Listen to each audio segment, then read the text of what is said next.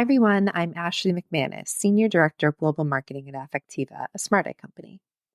Welcome to the Human-Centric AI podcast, where each episode we will interview a thought leader doing cutting-edge work in the AI space. A little bit about us. Affectiva is on a mission to humanize technology.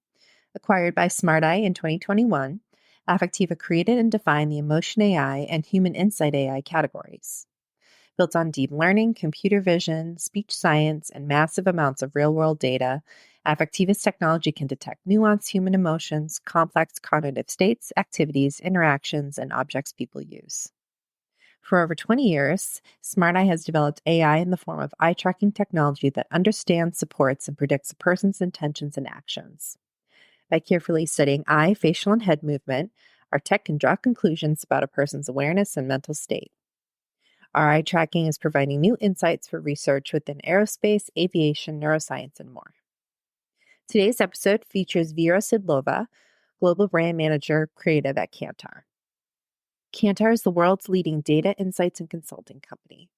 They understand more about how people think, feel, shop, share, vote, and view than anyone else.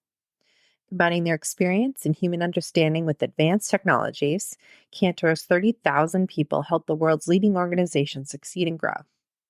Vera has been focused on creative effectiveness research and helps manage Kantar's creative solutions portfolio. Vera and I talked about the recent Kantar Creative Effectiveness Awards, including winning ad examples in each category, themes, and trends seen this year, as well as some advice advertisers can follow moving forward. Let's listen in to learn more.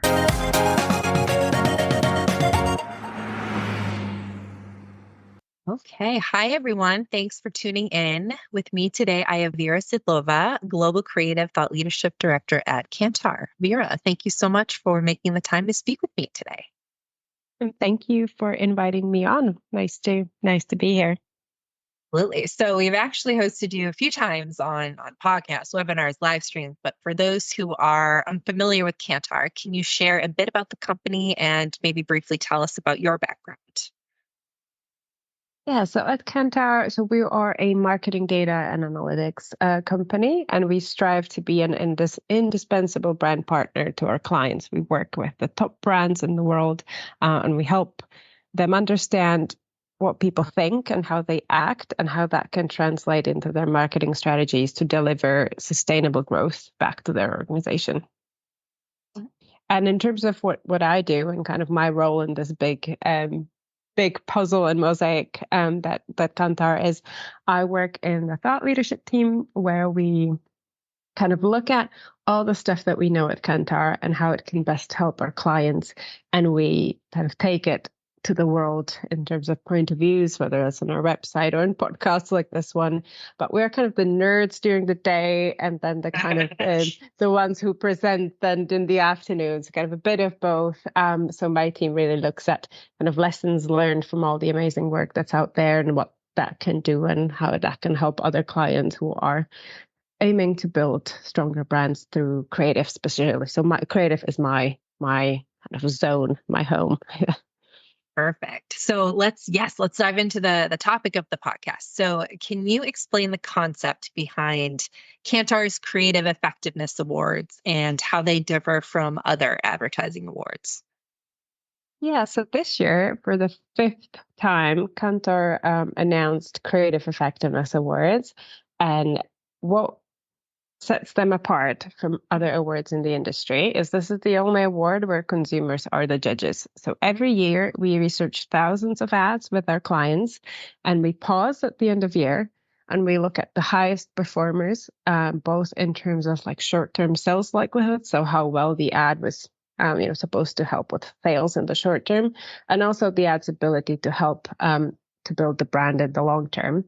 And then we take those two metrics and the ads that performed best on those, we look at them, we ask clients permission to share with the world that they were great, and we award them in multiple categories. So we've got TV, we've got digital and social, and then we've got print and out of home. And this year, we've also introduced a Link AI category for the first time. But really, about the awards, it's just a celebration of work that was creative and effective. It was designed to like deliver on the job to be done, and it succeeded in the eyes of the consumer. So yes, let's go back to Link AI. So this year's awards include a new category of ads evaluated by Link AI. So first off, what is it? How would you say that AI contributes to assessing the effectiveness of advertising, and what kind of benefits does it offer in this context? So our primary survey-based tool is called Link Plus. Link AI is its kind of AI twin. So trained on all the survey data on over a 250,000 of ads. Link AI is a 100% AI tool where you upload your video ad and get a prediction in about 15 minutes. Now, we've had the solution on for a couple of years now, so clients have been using it. And we thought, what better time to actually show how clients are using this and how it helps them understand effectiveness in their businesses. So we awarded Link AI ads this year. In terms of how clients use it, they often use it to scale. So they'll test their heroes with survey, but then in terms of like finding the best version or scaling to new markets, that's where kind of Link AI measurement can be most helpful. What this year's awards showed us is that it hasn't been a matter of compromise. Like really amazing creative was awarded in that category, and the number one spot went to a really funny ad for Dettol, the kind of laundry sanitizer brand. It was kind of laundry coming to life and gasping and all of that. So what we really liked about this year's category was that it was showing the breadth and range of use cases for AI measurement as well. Nice. Yeah, I was hoping you could expand on this a little bit. So, from the winners of the Creative Effectiveness Awards, what trends would you say have emerged in terms of, effective advertising strategies and creative approaches? I think in general, like marketing and creative effectiveness is kind of a strange beast, right? Like on the one hand, lots of things keep changing and lots of things, like it feels like every year we've got a new world, a new media channels and global crisis. Like it feels like the rules of the game are constantly changing. On the other hand, you've got certain things that are kind of the fundamentals. So if your ads don't do certain things, it's going to be hard for them to succeed. And so I always feel like it's this blend of fundamentals versus effectiveness trends. And in this work, what we focus on nowadays is more the trends. So obviously ads still have to be, well branded, they have to tap into emotions, but we look more at like in the past year, what have they done like on top of the fundamentals that allow them to rise to the top in the rankings? And this year, kind of 5 themes emerged. The first one was being really brave, whether brave as a brand, saying something that you perhaps wouldn't have said normally. Another one, or being brave as a creative, maybe not showing your product at all or showing only the product or saying things that, again, people wouldn't have expected you to say in a certain way. Our second trend was one that we call catastrophizing, but it's really like a powerful use of hyperbole to communicate your message through a feeling rather than words. And this is where, our partnership with Affectiva really comes to life in this, because Affectiva's emotion AI helps us measure how people respond and how they feel at any point of watching the ad. And the winners in this category were ads that do that supremely well. Like you feel the message and it's imparted on your memory. It's not just like, oh, the ad told me XYZ. The third trend that came up this year is around like being real. And it's almost the opposite of the hyperbole. So you see kind of these extremes, almost like Newton's law of physics, like, one reaction in one direction and the other in the other, where we see extreme candidness. And so ads that succeeded were kind of going against the grain of an artificial social media life portrayal, but we're showing life as is, even if that meant perhaps showing uncomfortable situations or families that didn't comply with social convention, etc. And so that was quite big this year. And And I was particularly happy to see that because I think a lot of us were craving content of that nature. And our fourth trend, I think this is going more to the fundamentals, but I'm glad to see that so many of the winners had this amongst them. And that was consistency and connecting with people through a similar idea over time. So actually brands, some of whom have done refreshed the same idea for decades, and they're instantly recognizable for that. So we saw a big return on consistency. And then our last topic this year was being comical and tapping, entertaining people, again, tapping into their emotions by just making their life a little bit better, making them either laugh out loud or being really lighthearted about stuff. But we see humor slowly making a comeback in advertising. And I was glad that we saw that continue this year. So those are 5 themes. Really range, they range across. It doesn't mean that to be successful, you've got to have all 5. Right. But again, it's things that resonated and were kind of common amongst the creme de la creme of the ads that we tested last year. Yes. And these themes are fascinating. And I was hoping you could discuss some examples of winning ads that particularly stood out in terms of both, creativity and effectiveness for these themes. Yeah, so there are a couple really. I think that the first one that I want to talk about is the chocolate brand. I mean, who doesn't like talking about chocolate? So the chocolate brand Cadbury, and in South Africa, one of their ads won, and under the theme of being candid and being real. The ad shows, and it's a really short one, but it shows a son giving chocolate to his dad as his dad is going on a first date. And those are the kinds of situations that we don't see in advertising as often as we see them in real life, and kind of just showing this, kind of validating that there are different types of families and different types of situations, and kind of showing these acts of generosity was quite powerful. So I think that was one, for me, that was a standout. Another one in a slightly different vein, but connected to courage, but also real life in some way, was for a motorcycle brand called the Royal Enfield. And for those of you who have seen automotive advertising recently, it's often quite focused on the driver, on the features of the car, on where they're going.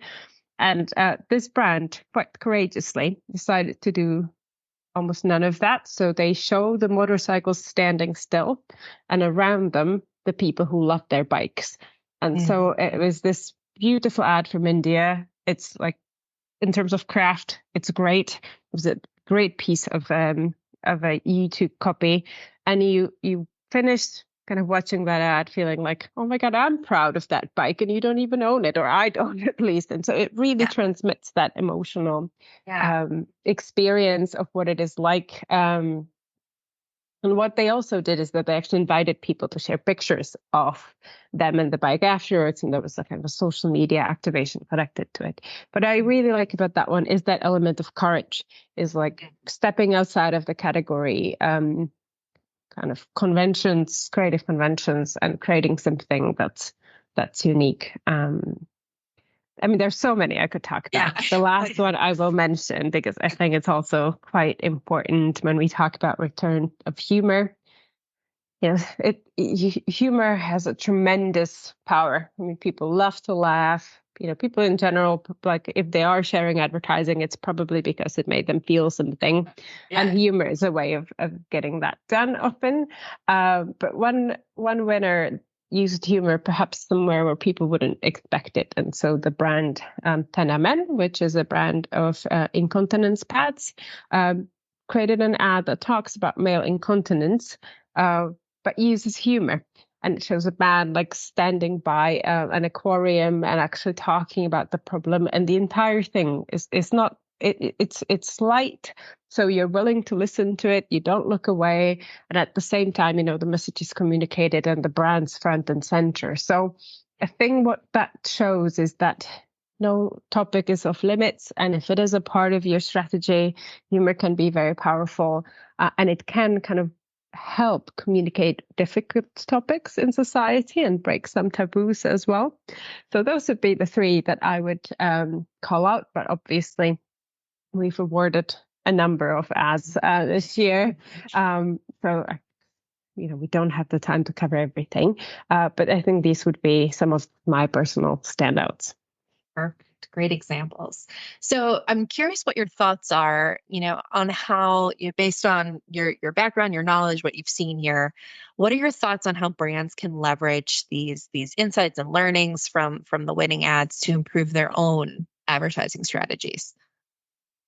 I think, and when I talk to clients as well, like different brands are at different kind of parts of their journey. They have different challenges that they're encountering in their business, and sometimes things can be going well in one market and not so well in another, or maybe you've just undergone a massive repositioning. So people are in different places, but in general, what I think, looking at ads that won in the eyes of consumers, what that can do is like put up a little bit of a mirror, and then you can think about like where is my work in this? Like, and you could look at it through the prism of fundamentals, because all of these do well on the fundamentals, Yeah. or you could look at it through the prism of trends. Like, actually, am I doing what the best are doing as well? And for some, it's going to be a blend of the two. For some, it's going to be a look at more of the, am I actually putting something out there that stands out? Is it ownable to me?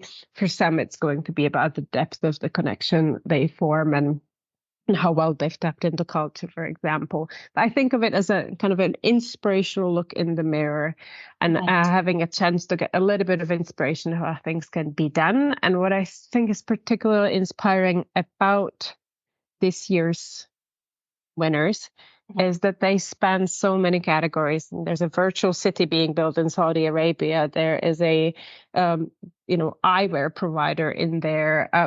You've got chocolate, you've got drinks, you've got pretty much Yeah. everything Yeah. in there. So no category should feel like they can't learn from this. Right. There's something in it for everyone. Awesome. So now looking ahead to the future, what do you see as the next big trend or any upcoming challenges in advertising effectiveness? Think that the challenge, and we saw it a little bit with the courage theme this year, is that Yeah. we see that consumers are increasingly, they have higher expectations of brands, especially in terms of values. And if a brand does something that doesn't necessarily sit well with with a consumer's value system or belief, consumers have the means and the will and the time to react. And for Yes. some brands, this is an extremely sensitive time to be in. And we saw amongst the winners that courage, when grounded in the brand, but also grounded in the consumers, paid off. So it Mhm. doesn't mean the courage is off the table, but I do think it's going to continue to be the challenge of our time. Mhm. Is we have very conscious consumers. We've got consumers who are vocal, can be vocal, which is a great thing. Brands have to manage that, and they have to manage that through their comms and really think about what it is that can help them connect with people, what cuts across, if that's what they're thinking, about doing broad targets, or if there is a certain thing that they want to stand by, like are they willing to Mhm.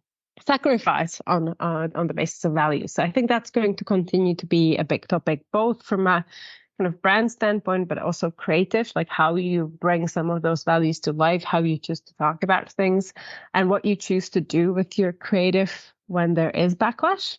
If Yeah. there's, so I think that that's going to continue to be the thing. Another bit that I think is probably going to continue and perhaps get even more intense is we see, shifting media strategies from different clients. So there's, again, the media landscape continues to be more and more complex, and creatively to succeed, you will continue to need to tailor and understand the specificity of those channels, understand what it means to connect on TikTok versus Snap, Yeah. versus other platforms. And probably when we talk in a year from now, there's going to be a couple new ones out there. Yeah. So I think a continued need to experience the world through the eyes of the consumer and understand the different mindsets people are in. But ultimately, I think what underlines both of these is that people don't want to be interrupted. So creating content that is desirable, brings them something, leaves them feeling something, will be important. And I think it's just keep becoming even more important as more platforms appear and as people's expectations of advertising increase. Yeah, absolutely. So we covered a lot of ground here today. I was curious if there's one, takeaway you'd have for our conversation today for people listening. What would it be? I think it would just be about the power of creative. So it really can help you connect so much with the audience.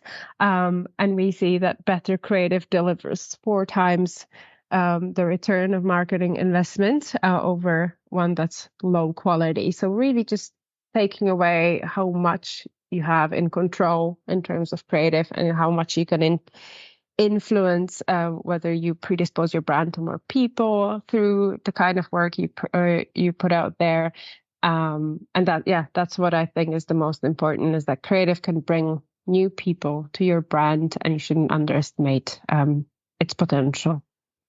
Fascinating. Love that. Okay. So where can listeners go to learn more? Or is there anything you want to plug or kind of showcase a little bit? So wherever you get your podcasts, there will be a notes section, and in the notes section will include a link to the booklet and the webinar where you can see all of this year's Kantar Creative Effectiveness Award winners, or you can watch the webinar if you want to kind of hear from the winners and more about them in depth. But the booklet gives you the full download of who won and why, with links to the ads as well. So if you want to be inspired, do check that out. Awesome. Fascinating. Yes, we will link them all in our show notes. So definitely check those out. Those are really interesting. So that is all I have for you today, Vera. Once again, thank you so much for your time. It's a pleasure speaking again with you as always. Thank you.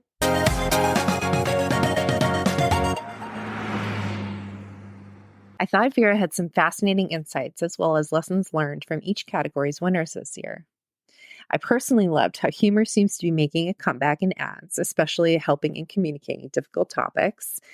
In addition to the very concept of these ads as judged by consumers gives brands an inspirational look in the mirror in terms of how they are resonating with their target audiences. I hope you enjoyed today's episode. Don't forget to subscribe to the Human Centric AI podcast on iTunes, Google Play, Stitcher, or wherever you get your podcast for new episodes. We are also on social media, so please reach out to us on X, formerly Twitter, Facebook, LinkedIn, and Instagram at Affectiva or at SmartEye to share any feedback you have on the show and weigh in on the discussion using hashtag HumanAIPodcasts. Don't forget to rate us and comment with your feedback to help make the podcast more discoverable for others. Until next time, thanks for listening.